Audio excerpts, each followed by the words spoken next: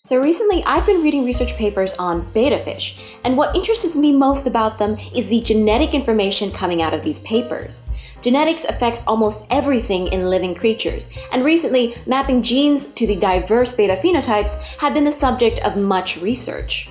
The fact is, despite bettas being small fish with tiny genomes, studying them may potentially give us greater understanding about ourselves. Let's get into that.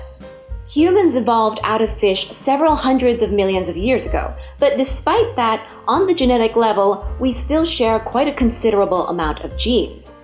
Well, actually not just fish, it's a well-known fact that we have genes in common with literally everything alive on Earth.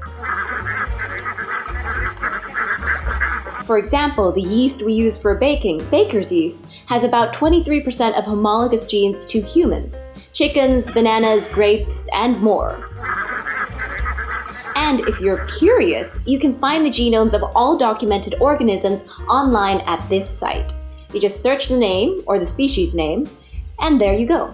So we share genes with everything alive, and with some fish we share quite a lot. Betta fish are part of the large infraclass, the Teleosti. The members of the infraclass, Teleos, share many developmental pathways, organ systems, and physiological mechanisms with humans. And this is especially important to researchers because, of course, betta fish are easier to study than humans. Your pet fish can spend its life in a tank by your desk. Obviously, it would be horrible to do the same thing to people. This means we can study the genes or systems that we have in common with betta fish in much more detail. So, thanks to this type of research, hopefully we can find out more about ourselves by studying betta fish. The advantages these fish bring are that they're incredibly easy to care for and breed, but even better yet, bettas have a tiny genome. For comparison, the betta genome is roughly a sixth of the human genome. With such a small genome, it becomes a lot easier to find out what genes do what, whether it's what genes cause a bright red color or something even more elusive, such as the genetic basis of behavior. This is something a geneticist has said. The long-term potential is really to use the betta fish as a model system for understanding the genetic basis of behavior. In his preprint paper, there's a section talking about the genes that might influence aggressive behavior in bettas. They compared fighters, fish bred to fight, and other breeds to see the differences in them. Several genes that were named also have something to do with humans.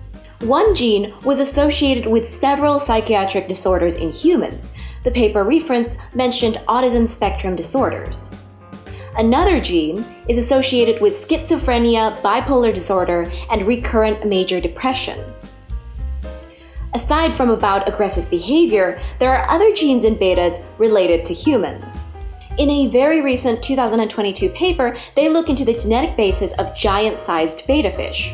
One candidate gene they mentioned has been shown in studies to affect skeletal overgrowth and/or dwarfism in human mice and chickens. Another candidate gene is associated with bone differentiation and morphogenesis. There are also the Hox genes, which in animals and humans specify regions of the body plan along the head to tail axis. These Hox genes were also a candidate gene for the giant phenotype. A few other genes mentioned in the paper were also found in humans and animals affecting height. This is an exciting new development. For anyone interested in genetics, it's worth keeping an eye on. Hopefully, more research will be done in this area. And that's it for today's video. Thanks for watching, and bye!